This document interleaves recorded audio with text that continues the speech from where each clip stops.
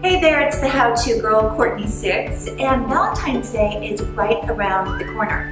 So without further ado, I wanted to share with you a really pretty and festive arrangement for your Valentine's Day. It'll look so cute whether you're having a dinner party, you want to just put it in your kitchen, or if you're going to a party and you want to bring a really beautiful hostess gift. We're going to start off by making a grid on top of your vase. And what this does is it allows you some structure, so when you're placing your flowers in your vase, they're not flopping around. It just makes life a lot easier.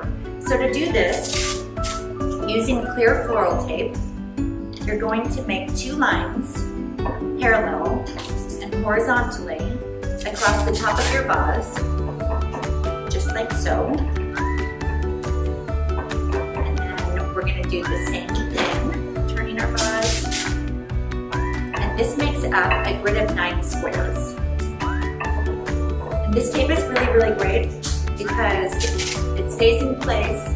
The water won't make it come up at all. But when you're done with your arrangement, when it's dead and you're getting rid of it in a week or so from now, the tape just pops off and it won't hurt your vase at all.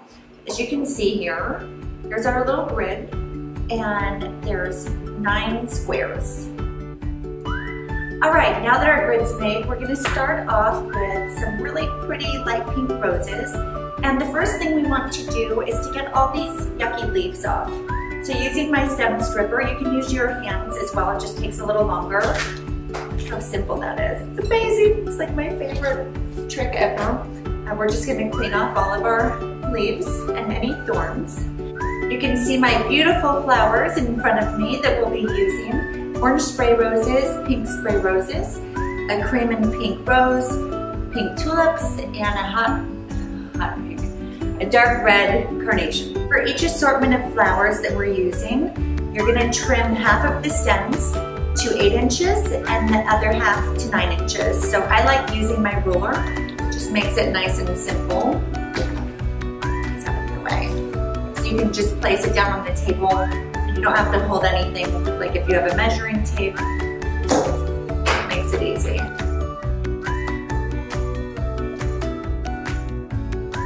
We're gonna start making our arrangement. So I'm gonna start with, I like to always start with my biggest flower, and that would be our rose. And this is when your grid's gonna come in handy. So I'm gonna pop one to start, and it's fine that all the different measurements are mixed in each square. This is what's so neat about making a grid ahead of time is see how all of my roses are already kind of staying in place instead of just leaning over to one side. It's pretty cool. Now I'm gonna add in my orange spray roses.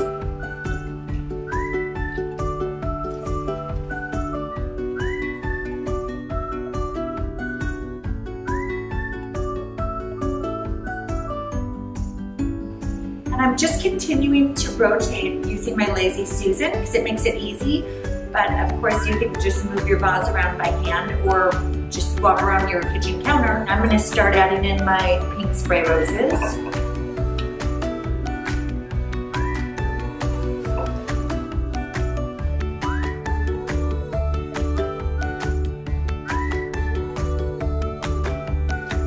Look at all these pretty roses. All of my roses are in place, and I'm gonna start working in my carnations. And I'm gonna group these carnations, so I like doing 2 to 3 at a time, just because it makes a really pretty looking cluster. And that's what the pros call color blocking. That's a fun fact. I love to color block. And it gives your arrangement some nice dimension as well. Look how pretty that's looking. Last but not least, we're almost done. We're just gonna add in our pink tulips to any empty spaces that we see. Oh, these tulips are stunning. It's like the coolest little pop in this arrangement. It really just finishes it off so nicely. I mean, look at this. This turned out so beautiful, and it's just so pretty and perfect for Valentine's Day. And and it's so simple to put together. So hopefully you learned something, and I'll see you next time.